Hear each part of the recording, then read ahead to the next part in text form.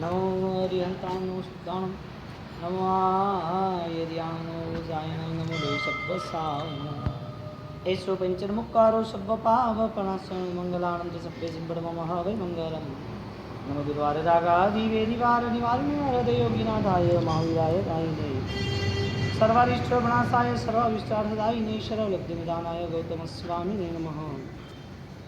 जय लोकेश्वरी राजेन्द्र सूरीर हरदुर्दापमीनां क्लेशभाजां नदुवाद्यं दद्देश्योदुन्दविनां जगृजगृष्यां सदाव्यलोक तत्त्वादिशद्बोधप्रकाशकाय आत्मा तस्मार्गप्रदर्शकाय जयन्तरत्नदायकाय देवादिदेवाय नमो।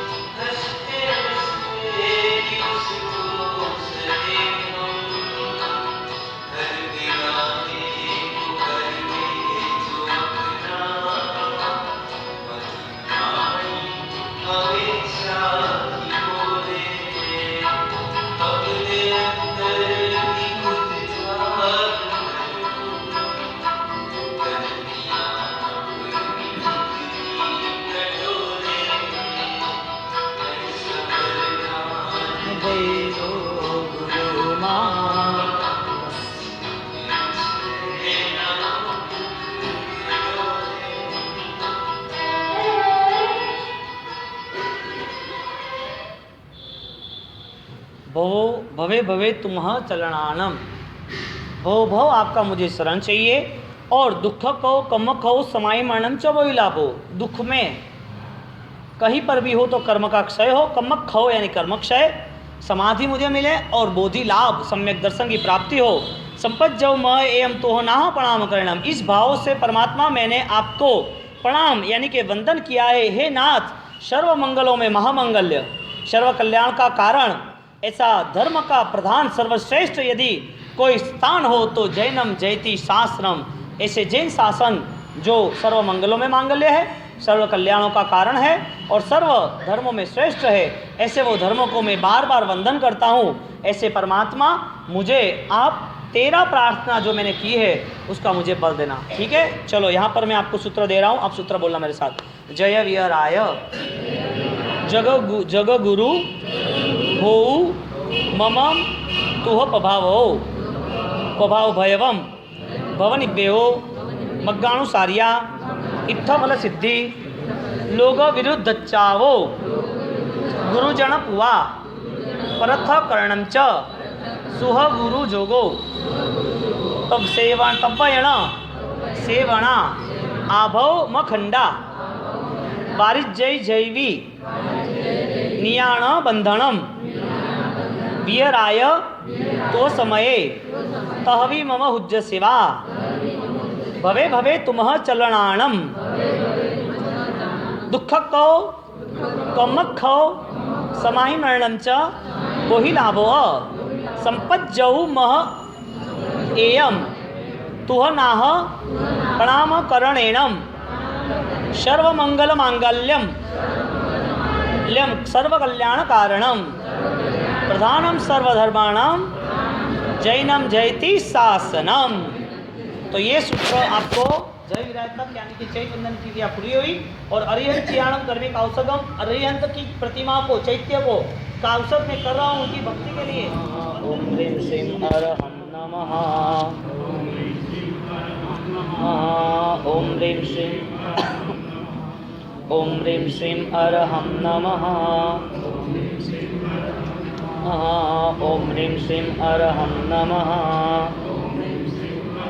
नमः, ओम ह्रीं श्रीं अरहं नमः नमः, ओम ह्रीं श्रीं अरहं नमः, ओम ह्रीं श्रीं ओम ह्रीं श्रीं अरहं नमः, ओम ह्रीं श्रीं अरहं नमः, ओम ह्रीं श्रीं ओम ह्रीं श्रीं अरहं नमः, ओम ह्रीं श्रीं अरहं नमः, ओम ह्रीं श्रीं अरहं नमः, ओम ह्रीं श्रीं अरहं नमः, ओम ह्रीं श्रीं अरहं नमः, ओम ह्रीं श्रीं अरहं नमः। ओम ह्रीं श्रीं अरहं नमः। ओम ह्रीं श्रीं अरहं नमः। ओम ह्रीं श्रीं अरहं नमः। ओम ह्रीं श्रीं अरहं नमः। ओम ह्रीं श्रीं ओम ह्रीं श्रीं ओम ह्रीं श्रीं अरहं नमः। ओम ह्रीं श्रीं अरहं नमः। ओम ह्रीं श्रीं अरहं नमः। ओम ह्रीं श्रीं अरहं नमः। ओम ह्रीं श्रीं अरहं नमः। ओम ह्रीं श्रीं अरहं नमः। ओम ह्रीं श्रीं अरहं नमः। ओम ह्रीं श्रीं अरहं नमः। ओम ह्रीं श्रीं अरहं नमः। ओम ह्रीं श्रीं अरहं नमः। ओम ह्रीं श्रीं अरहं नमः। ओम ह्रीं श्रीं अरहं नमः। ओम ह्रीं श्रीं अरहं नमः। ओम ह्रीं श्रीं अरहं नमः। ओम ह्रीं श्रीं अरहं नमः। ओम ह्रीं श्रीं अरहं नमः। ओम ह्रीं श्रीं अरहं नमः। ओम ह्रीं श्रीं अरहं नमः। ओम ह्रीं श्रीं अरहं नमः। बस जय वीराय सूत्र में हमने आज पूरी चैत्यवंदन की विधि पूर्ण करेंगे। सूत्र अर्थ और उसके बाद उस अर्थ के गहरे रहस्य को जानकर भावित आत्मा, पुण्यशाली, धर्म प्रवृत्ति करने वाला व्यक्ति वो अपनी अवस्था को पहचान सकता है। धर्म प्रवृत्ति का मूलभूत उद्देश्य यही था कि कहीं वो संसार में भटक न जाए, कहीं मिली हुई सामग्री उसके लिए घातक न बन जाए, मिला हुआ धर्म उसको कहीं दुर्गति में न ले जाए। आसात्मा का त्याग करने हेतु यहाँ पर जो सूत्र में जहाँ जो अर्थ बताए हैं, उस सूत्र और अर्थ के साथ उस रहस्य को भी हम ज़्यादा से ज़्यादा गहराई तक पा ले, समझ सके, तो हमारे लिए हर सूत्र एक नया अध्याय होगा। आज जय वीराय सूत्र के अंतर्गत यहाँ पर भगवान के करीब, भगवान के पास प्रार्थना की जा रही है। परमात्मा को सर्वस्व मानेंगे तो उनके लिए की हुई प्रार्थना भी ऊर्जावान होगी। जब तक उनके लिए हमारी विचार शक्ति, यदि सोच शक्ति, हमारी खुद की अंतर्भाव की, अध्यात्म की शक्ति उनके लिए यदि जब निर्मित होगी, तब हमारा धर्म का स्वरूप ही बदल जाएगा। क्योंकि धर्म का स्वरूप भावों से निर्मित होता है। धर्म हर वक्त नए नए भाव को लेके आता है और नई नई दुनिया में आपको लेके जाता है।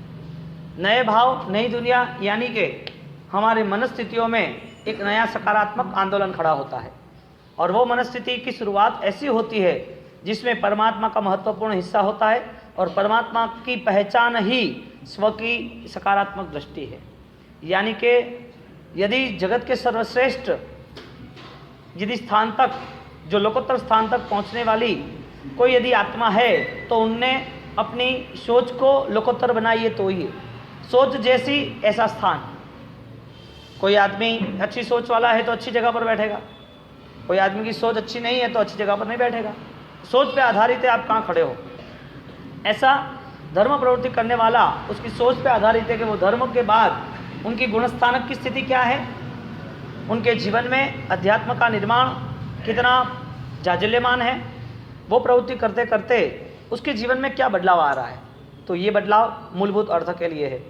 वो सग्रम स्तोत्र कल हमने देखा, जिस स्तोत्र के अंतर्गत उपसर्ग हरनार ऐसे पार्श्वनाथ प्रभु की वंदना की। प्रभु पार्श्वनाथ की वंदना का मूलभूत उद्देश्य तादेव दिज्ज बोहिम, मुझे वो परमात्मा भव भव आपकी सेवा चाहिए, भवे पास जन चंद। मैं इस जीवन में यदि आपको मिलने के बाद यदि आपसे परिचित नहीं रहा तो परमात्मा आपके करीब आने का कोई रास्ता ही नहीं है। डॉक्टर मिला है लेकिन दवाई नहीं हो रही है, अस्पताल जा रहे हैं लेकिन बुखार नहीं उतर रहा है, पाटापिंडी की है लेकिन फ्रैक्चर ठीक नहीं हो रहा है। जो चीज़ करने के बाद जिनके मिलन के साथ, जिनकी छाया निश्रा या जिनके करीब हम हैं और उस करीब के साथ यदि हम उसका फल न पाए, उसका परिणाम न पाए, रिजल्ट न मिले, तो वो वस्तु हमारे लिए व्यर्थ साबित होगी, सार्थक साबित नहीं होगी।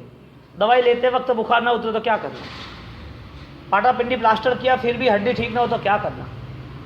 चश्मे पहने फिर भी आंखों की तकलीफ बढ़ी है, क्या करना? खाना खा रहे फिर भी बीमारियां जा नहीं रहे, क्या करना? दुकान में जा रहे फिर भी कमा नहीं रहे, क्या करना? पैदल चल रहे फिर भी हमारी यात्रा नहीं है, क्या करना? धर्म प्रवृत्ति हो रही है फिर भी हमारे धर्म के भाव प्रभु के करीब आने के नहीं बढ़ रहे, वो प्रभु के पास जाने के बाद भी क्या करना? तो हर वक्त कोई ना कोई परिवर्तन, कोई ना कोई परिणाम मिलता ही है। तो यहाँ पर परिणाम दिया वह सगम स्तोत्र की रचना, वह सगम स्तोत्र के साथ परमात्मा के साथ हमने एक ही बात की कि परमात्मा ता देव दिज्य बोहिम, मुझे वो सम्यक भाव की प्राप्ति करनी है जो आपकी कृपा से, आपने बताए हुए धर्म से, आपने बताए हुए आदर्श से होने वाली है। तो आपके पास आना इसका मतलब यही है कि मुझे मेरा दर्शन हो। परम दर्शन वो आत्मदर्शन है और परमात्मा का दर्शन ही आत्मा दर्शन तक ले जाएगा। अब परमात्मा यानी जिनने इस कर्म के बंधनों को देखा, पहचान कर उसको विसर्जित करने की कोशिश की, ऐसे परमात्मा को जब हम मिलने गए तो परमात्मा ने खुद ने बता दिया कि तेरा राग द्वेष और मेरा राग द्वेष, तेरी जीवन शैली और मेरी जीवन शैली, तेरी व्यवस्था और मेरी व्यवस्था, मेरा स्थान और तेरा स्थान। तो यहाँ पर आने वाला व्यक्ति यदि वो सगम स्तोत्र से भक्ति करते करते परमात्मा से ये प्रार्थना करता है कि तादेव दिज्य मोहिम भवे भवे पास चंद, परमात्मा भव भव आपकी चरणों की सेवा इसके लिए चाहिए कि संसार में मैं कहीं अज्ञानवश ज़्यादा कर्म बंध न कर लूँ। परमात्मा आपकी अनुभूति, आपका मिलन वो बार बार मुझे इस संसार के अज्ञान से मुझे दूर करे। जहाँ पर मेरे राग द्वेष, जहाँ पर मेरे मन संक्लिष्ट विचारों से घेरा जाता है, मेरे मन में असमाधि रहती है, तो प्रभु वो विचारों का सहारा वो आपका अवतरण है। मेरा जीवन जब सकारात्मक बनेगा तब मैं सोचूंगा कि परमात्मा आप मेरे साथ हो। श्वास रुकती है ना, जब नाक दबा देते हैं ना, तब पता चलता है कि सांस की कितनी कीमत होती है। जब हम पॉजिटिव थिंकिंग करते हैं, विचार सकारात्मक करते हैं और कहीं पर भी संबंध में, जीवन में, परिस्थितियों में कॉम्प्रोमाइज़ होते हैं और शांति मिलती है, तब पता चलता है कि परमात्मा का ही हिस्सा था। लेकिन व्यक्ति के जीवन में बार बार नेगेटिव जितना पकड़ के चलता है उतना वो परमात्मा से दूर होता है। परमात्मा ने कहीं पर भी केवल ज्ञान की प्राप्ति के हेतु कहीं पर भी नकारात्मक नहीं सोचा। किसी ने उपसर्ग भी किया तो मन बना लिया कि वो मेरे कर्म का उदय, किसी ने भोजन नहीं दिया तो मन बना लिया कि ये होना ही था, किसी ने बार बार प्रभु के लिए कोई प्रार्थना भी की तो प्रभु ने मन बना लिया कि ये मेरा अध्यात्म नहीं है। मेरी आंतरिक दशा का निर्माण और मेरा जीवन का निर्माण और निर्याम दोनों चीज़ में परमात्मा ने कहीं पर भी अपने मन को कलुषित नहीं किया। अब परमात्मा के करीब जो जाएगा उसके जीवन में ये सब उपस्थित होने वाला है। तो जिसने भी वो सगम स्तोत्र की भावना करी है, वो सगम स्तोत्र के साथ जो जुड़ा है, उसने परमात्मा के पास स्मरण नहीं मांगा, वंदन नहीं मांगा, हृदय के भावों के साथ मांग रहे हो, ये नहीं मिला हमें, वो नहीं मिला हमें, ये चाहिए वो चाहिए। मांगने वाला हर वक्त दरिद्र ही रहता है, क्योंकि संतोष ही दरिद्र को नाशक करता है। संतोष से ही हमारा दरिद्र दुर्भाग्य खत्म होता है। अब जब तक संतोष नहीं होगा तब तक वो सोता भी रहेगा ना, तो भी सपनों में भी मांगता रहेगा, ये बाकी से चल्ली बन जाएगा। सपनों में भी उसकी डिमांड शुरू होगी, सुबह उठेगा तो भी पता चलेगा ये काम बाकी है। क्यों? जीना है क्या? साल भर, 10 साल, 100 साल, 1000 साल, लाख साल, कितना जीना है? ये जीवन भी बिछड़ने वाला है ना, ये आयुष्य भी व्यतीत होने वाला है ना, ये परिवार भी आज नहीं तो कल आपको छोड़ने वाला है ना। यदि ये सब है तो आप क्या लेके जाओगे? परमात्मा से प्रार्थना भव निव्य हो, भव का निर्वेद हो, मग्गानुसारिया, मुझे वो मार्ग दीजिए जो परमात्मा श्रावक जीवन में है, जो पाप त्याग का है, जो साधक दशा का है। सम्यक दर्शन, देशवृत्ति, सर्ववृत्ति जिसे कहते हैं, मिथ्यात्व त्याग का मार्ग, मग्गानुसारिया, मार्गानुसारी के ऐसे 21 और दूसरे 35 ऐसे फर्स्ट स्टेज और सेकंड स्टेज हाई लेवल पे सावक के जीवन में ये बताया है कि इतने स्टेप्स क्लियर करने। मार्गानुसारी इसके गुण आते हैं कि योग बिंदु में बताया है कि आपके लिए सदाचार निर्मित होना वो भी परमात्मा का प्रथम कदम है। 1 लाख कदम चलने हैं उनको मिलने के लिए, इसमें प्रथम कदम कौन सा है? सदाचार। प्रथम कदम कौन सा है? तुम्हारे जीवन में तुम कहीं पर भी कोई भी गलत जो हो रहा है उससे तुम समझ सको और उससे तुम मुक्त हो सको। अब ये बल कौन लगाएगा? भगवान, गुरु, घर वाले, कोई नहीं लगाएगा, स्वयं को लगाना है। तो भवनी पे हो मग्गाणु सारिया इष्ट फल सिद्धि, इष्ट फल की मुझे प्राप्ति हो। इष्ट फल कौन सा है? संसार है तो क्या धर्म के नाते इतना कच्चा सौदा, इतनी कमजोर चीज मांग ली? इष्ट फल सिद्धि, भगवान मुझे ये चाहिए, मुझे ये दे दो। इष्ट फल सिद्धि परमात्मा, आपने जो पाया है वो श्रेष्ठ, मुझे भी पाना है। आपने जिसे चाहा है वो भी मेरी चाहत बढ़ जाए, ऐसे भाव कर दो। आप जिस मार्ग पे चले हो ना, वही मार्ग पे आपके पद चिन्ह भी मुझे मिल जाए ना, तो वो पद चिन्हों के आधार पर मैं आपके साथ आ जाऊंगा। परमात्मा इतनी कृपा करना, इष्ट फल सिद्धि, मुझे वो चाहिए। आपने जो चाहा है वो, आपने पाया है वो, आपके जहन में, आपके विचारों में जो था वो। अब परमात्मा के पास हम ये मांग ले तो हमारी खोज शुरू हो जाएगी। इष्ट फल सिद्धि, लोग विरुद्ध चाओ, लोगों लोक में यानी कि व्यवहार में, दुनियादारी में, समाज में जो चीज़ का विरोध हो रहा है उसका सावक को त्याग करना चाहिए। यानी कि विपरीत दशा का कोई भी व्यवहार आपको नहीं करना चाहिए। जो अयोग्य है उसे आप नहीं छूना, योग्य है वो करना, विरुद्ध नहीं करना। अब विरुद्ध करने जाएंगे तो बदनामी होगी। तो भगवान ने बोला कि धर्म की यदि आस्था श्रद्धा रखनी है तो जितना भी विरोध है वो त्याग कर दो। जिससे आपको अपमान मिल रहा है, अपजस मिल रहा है, धर्म का कहीं ना कहीं अनुशासन हिलना हो रही है, उसे छोड़ने की कोशिश करना। लोग विरुद्ध चाहो, गुरु जन पुआ, सबसे बड़ी बात, गुरुजन की पूजा करना। परमात्मा आपके प्रभाव से मेरे जीवन में ये निर्मित हो। गुरुजन पुआ यानी, हाँ, गुरुजन पुआ यानी क्या? माता पिता की पूजा, अपने उपकारियों की पूजा, जो बेसहारा असहाय उनकी पूजा, उनकी भक्ति, उनको सहायता, उनकी अनुकंपा। धर्म करने वाला व्यक्ति मूल गुण को, उनके मूल रास्ते को ही चूक जाएगा तो आपकी प्रवृत्ति भी शोभायमान होनी चाहिए। आपकी प्रवृत्ति से भी नए सुर, नए रंग उठने चाहिए। जो भाव आपके हैं उसमें भी दूसरे के भाव भी बढ़े, ऐसा कोई अनुष्ठान करना चाहिए। गुरुजन पुआ यानी कि माता पिता, जो हमारे वडील, हमारे उपकारी, हमारे वरिष्ठ हैं, उनका उपकार भूल न जाना और उनकी सेवा करना। गुरुजन, भगवान ने क्या बोला? पहले माता पिता की बात की, फिर सुह गुरु जोगो बोला। गुरुजन पुआ परर्थकरणंच, प्रार्थकरण के लिए, स्वार्थ के लिए नहीं, परार्थकरण के लिए। वो मेरे उपकारी है, उनने मुझे धर्म के रास्ते जोड़ा है, तो वो जितना भी उनकी मैं सेवा कर सकता हूँ वो मेरे लिए धन्य फल है। परर्थकरणंच सुह गुरु जोगो, गुरु दो बार आया, एक बार आया गुरुजन पुआ, दूसरी बार आया सुह गुरु जोगो। प्रथम क्रम किसका रखा? यानी कि घर के जो माँ बाप है वो हमारे भगवान है, उनको समझाना चाहिए परार्थ के हिसाब से। उनको भी समझना चाहिए, आपको भी समझना चाहिए, और एक दूसरे को कॉम्प्रोमाइज़ करके समझाने के बाद घर में एक स्वर्ग उतर आता है, एक दूसरे के प्रेम का, एक दूसरे का सुख दुख में भागीदार बनने का। यानी कि समझदारी है जहाँ पर वहाँ समाधान होगा। तो माता पिता की भी एक खुद की तैयारी होनी चाहिए कि मेरा जो भी परिवार है उनको भी धर्म की सुरक्षा होनी चाहिए। अब माता पिता तो है, लेकिन दारू पीता हो बाप और बोले कि बेटा मेरी आज्ञा पाल, तू भी दारू पी। अब वो पूजा थोड़ी है, वो आज्ञा थोड़ी पालनी चाहिए। ओके, मैं बेईमानी कर रहा हूँ, तू भी बेईमानी सीख ला, मेरी परंपरा चलनी चाहिए। तेरे दादा भी चोर गुंडे मवाली थे, मैं भी हूँ, और तू भी सीख ले।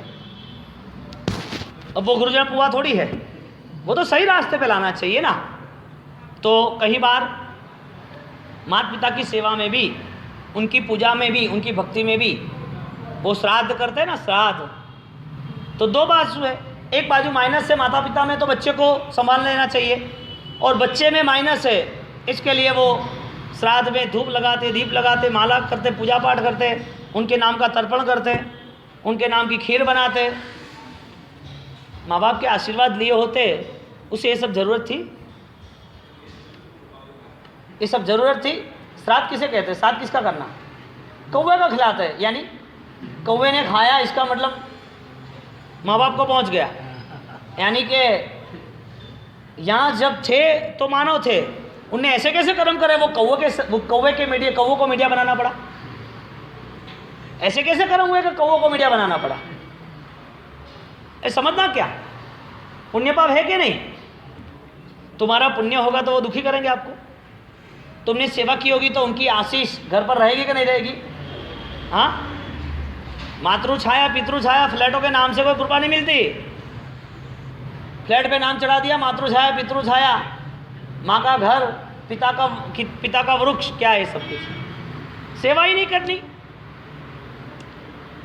एक मार्गानुसारी का प्रथम गुण है कि जिसने आपके पर उपकार किया उसका उपकार कभी नहीं भूलना चाहिए। जिसने आपका हाथ पकड़ा है, जिसने आपको सपोर्ट दिया है, जो आपके लिए चिंतित है, ऐसे किसी का उपकार भी नहीं भूलना चाहिए, कोई भी चीज़ का। अब स्वार्थी लोग वो सब भूल के हर किसी की बातों में आ जाते हैं, वो गलत है। तो गुरुजन पुआ और सुह गुरु जोगो, इसमें कितना भेद है? और गुरुजन पुआ के बाद सुह गुरु जोगो, शुद्ध गुरु का योग, सदगुरु का योग।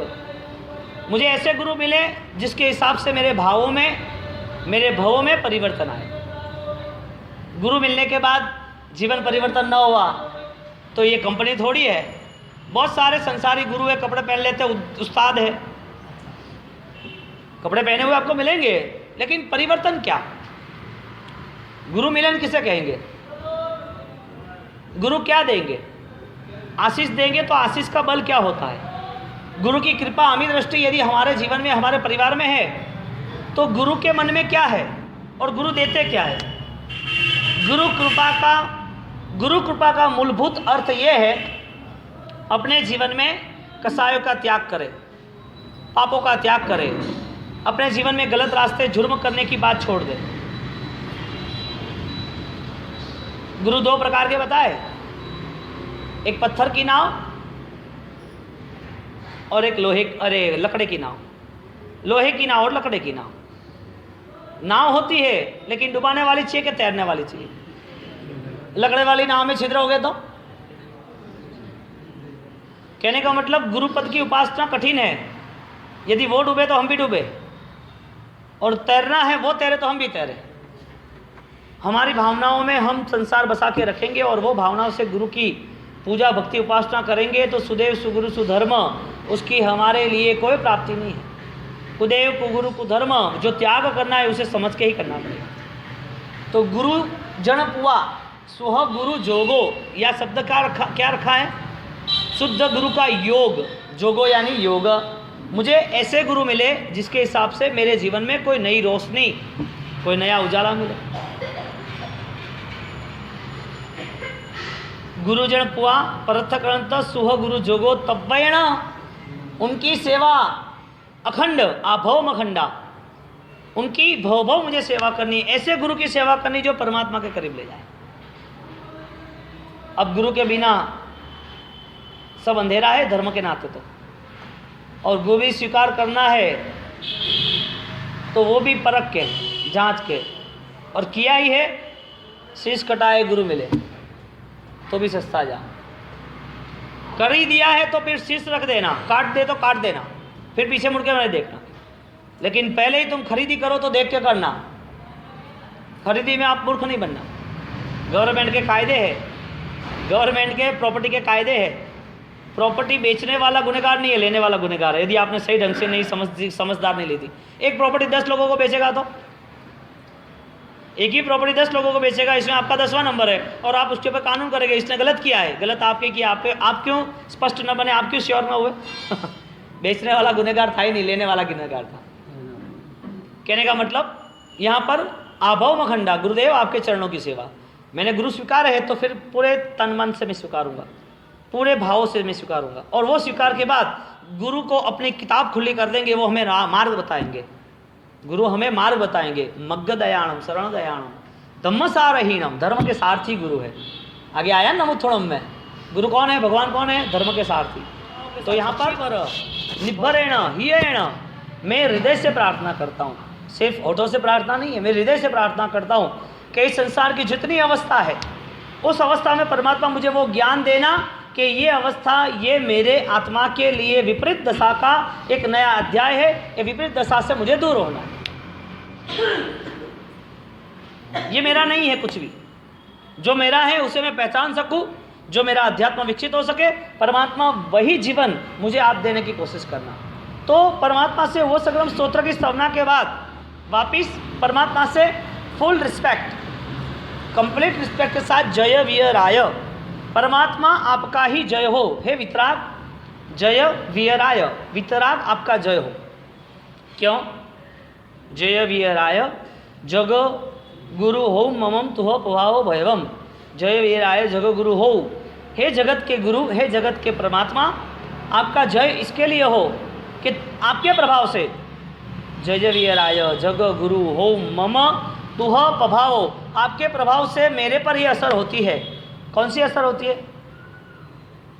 मम तुह पभाव भयवम, हे भगवान, भयवम भव निव्ययो, भव का निर्वेद, आपके प्रभाव से इस संसार में अब मैं नहीं भटकूंगा, इस संसार में अभी दुख दर्द से मैं नहीं जुड़ूंगा, वो आपका प्रभाव है।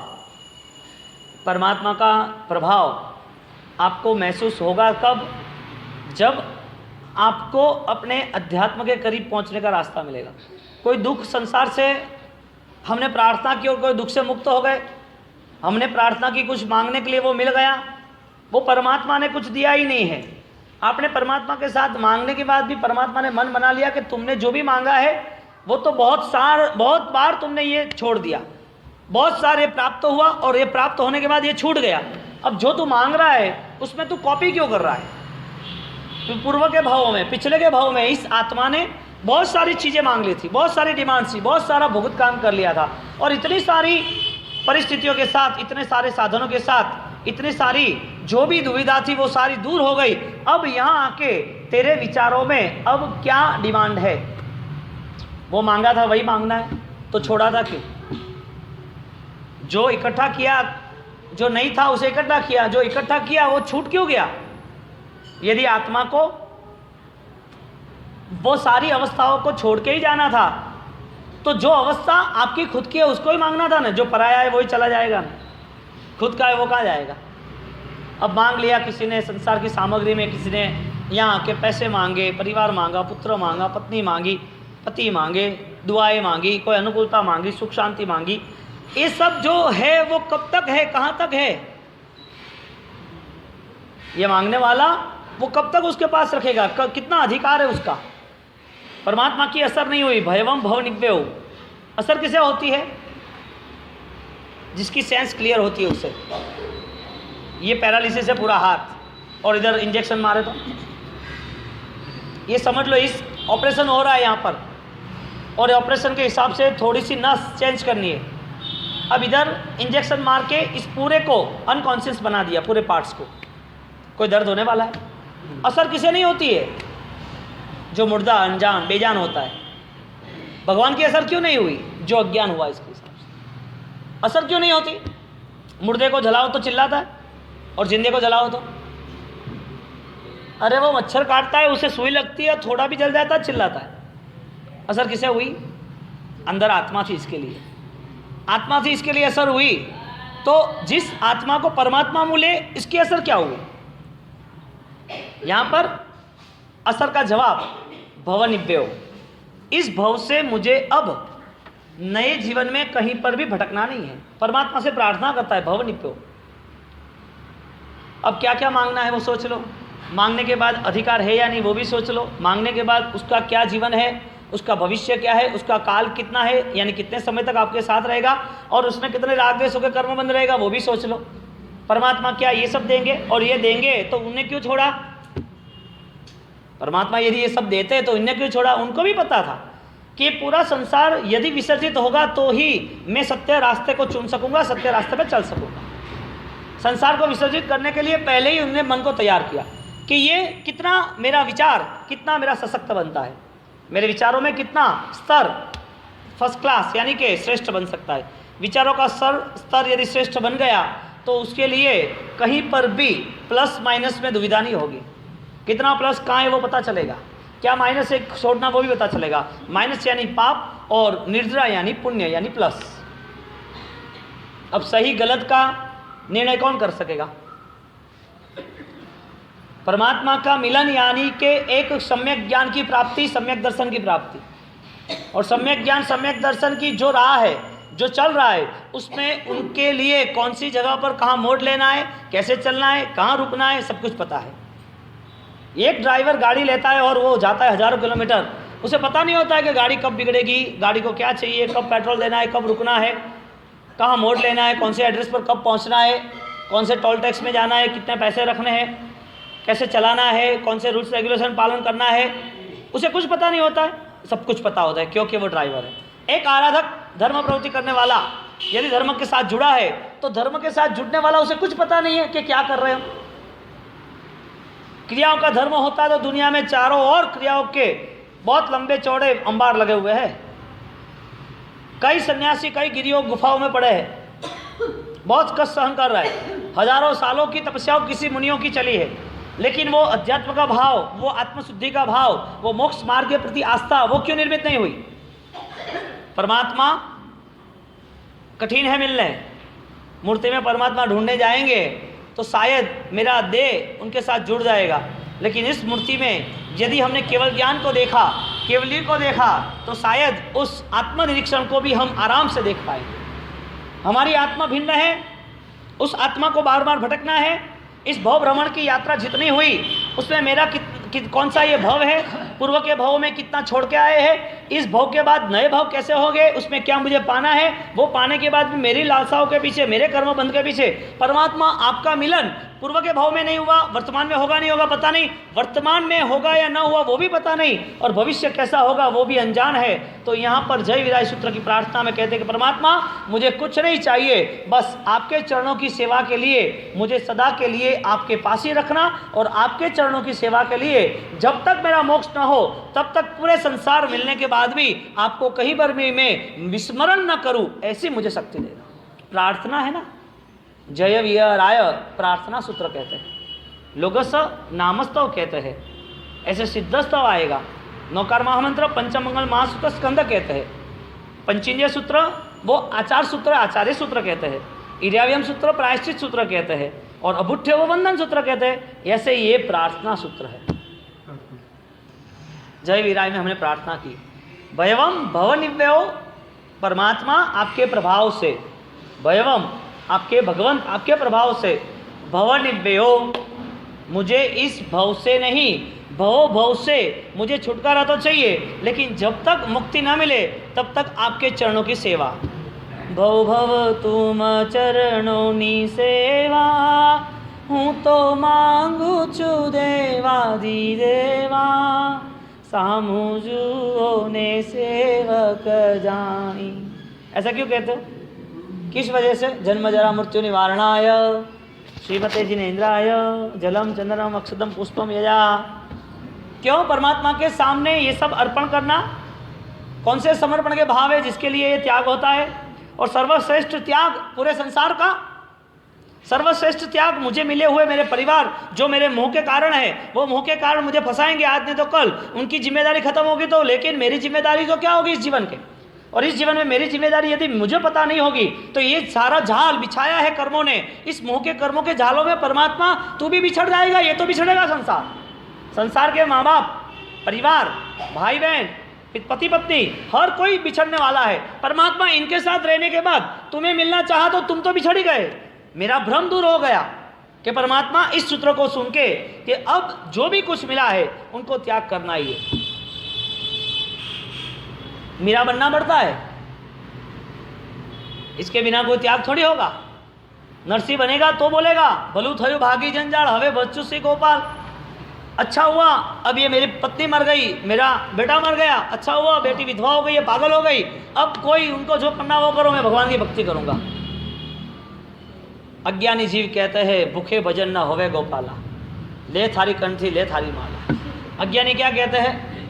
अभी परमात्मा की भक्ति करते इसके पहले तो संसार को तो अच्छी तरह देख ले, संसार में सब परिवार में रहे, सब घूमना फिरना खाना पीना सब अच्छी ज़िंदगी तो व्यतीत कर ले, अध्यात्म का बल ही न रहा। परमात्मा के पास आने के बाद उनको अपनी आत्मा को मुक्ति के तक ले जाना है, और वो मुक्ति की पूर्ण भावना वो मन से निर्मित होगी तो ही यहाँ पर भक्ति का नया शंखनाद शुरू होगा। भव निव्यय किसे कहते हैं कि भव से मुझे निर्वेद, अब भव में मेरी यात्राओं में मुझे अभी जुड़ना नहीं है।